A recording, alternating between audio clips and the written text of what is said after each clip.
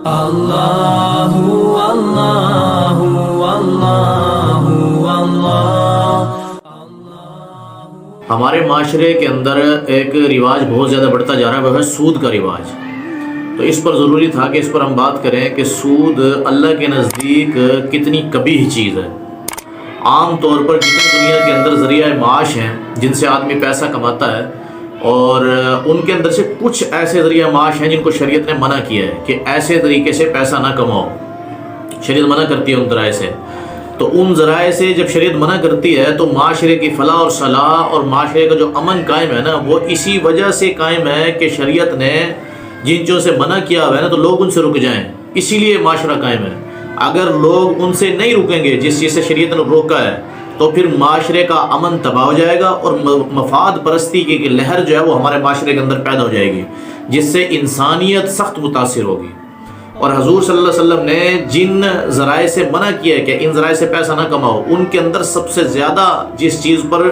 سخت وعید ہے وہ ہے سود، کہ سود کے ذریعے سے اپنے پیسے کو نہ بڑھاؤ۔ کیونکہ حدیث کے اندر آتا ہے، آپ صلی اللہ علیہ وسلم نے فرمایا کہ سود ظاہری طور پر جو پیسہ ہے وہ بڑھتا ہوا نظر آئے گا، لیکن اس کا جو انجام ہے، اس کا جو اینڈ ہے، جو اس کا اختتام ہے نا، وہ کمی ہی کمی ہے، کہ وہ کسی نہ کسی درجے میں جا کر اختتام جو ہوگا وہ زیرو پر آ کھڑائے گا آپ کو۔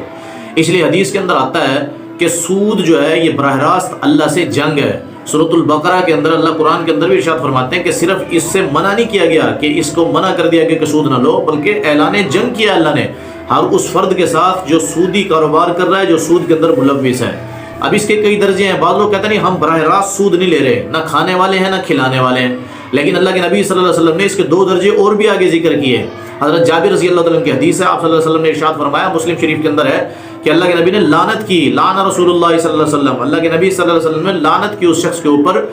آکل الربا جو سود کو کھانے والا ہے، مؤکلہ جو اس کو کھلانے والا ہے، اور کاتبہ جو اس کو اس کے اندر لکھ پڑھ کرنے والا ہے، وشاہدیہ اور جو اس کے اوپر گواہ بننے والے ہیں، ان سب کے اوپر۔ اور آخر کے اندر آپ صلی اللہ علیہ وسلم نے یہ بھی فرمایا کہ ان کے گناہ کا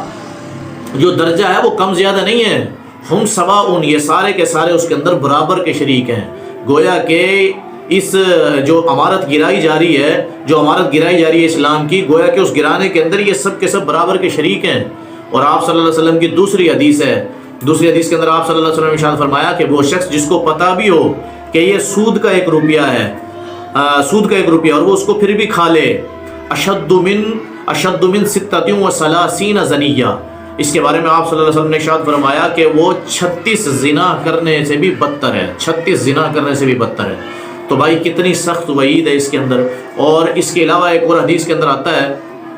حضرت ابو ہریرہ رضی اللہ تعالیٰ عنہ فرماتے ہیں کہ آپ صلی اللہ علیہ وسلم نے ارشاد فرمایا کہ جب میں معراج کے موقع پر آسمان پر گیا تو میں نے کچھ لوگوں کے احوال دیکھے، تو ان میں سے چند لوگوں کو میں نے دیکھا کہ ان کے جو پیٹ ہیں وہ کمروں کی مانی تھے، جیسے گھر کے اندر ایک کمرہ ہوتا ہے، اس کمرے کی مانی ان کا پیٹ تھا، اور اس کے اندر سانپ اور بچھوؤں کو میں نے رینگتے ہوئے دیکھا اور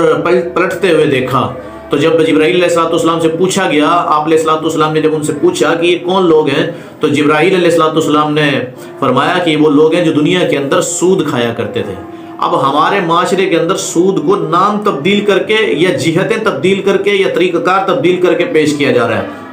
وہ پیسہ جو ہم پیسہ بینک کے اندر رکھ کر اس سے پرافٹ لیتے ہیں، یہ سارا سود ہے بھائی۔ ہمارے روشن خیال طبقہ، ہمارا جو جدت پسند طبقہ ہے، وہ یہ کہہ رہا ہے کہ نہیں، آپ پیسہ بینک کے اندر رکھوائیں، پھر وہ پیسہ جو ہے وہ بینک بزنس کے اندر ایڈجسٹ کرے گا، اور اس کے بعد جو اس سے کمائے گا اس میں سے آپ کو بھی دے گا، خود بھی رکھے گا۔ یہ غلط تشریح ہے بھائی۔ وہ پیسہ جو آپ نے بینک میں رکھوایا اور اس پر وقت متعین گزرنے کے بعد آپ نے لے لیا اس سے پرافٹ، وہ سارا سود کے زمرے کے اندر آتا ہے۔ یہ جو پرائز بانڈ کھیلے جا رہے ہیں، یہ جو انشورنس کروائی جا رہی ہے، بیمہ پالیسی کروائی جا رہی ہے، یہ سارا بھائی سود کا چکر ہے، اس سے ہم بچیں۔ آج تو کنڈیاں کھڑکا کر گھر گھر یہ پیغام دیا جا رہا ہے کہ آپ ہم سے رقم لیں۔ دیکھو کتنی ایڈز چلائی جا رہی ہیں، کتنی اس کے اوپر جو ہے نا محنت کی جا رہی ہے کہ قرض دینے کے لیے ہر آدمی تیار ہے، لیکن اس کے اوپر پرافٹ لیتا ہے۔ یہ سودی نظام ہے جو ہمارے گھروں تک جس کا جال بچھایا جا رہا ہے۔ اللہ تعالیٰ ہماری سے حفاظت فرمائے، اور ہم نیت کریں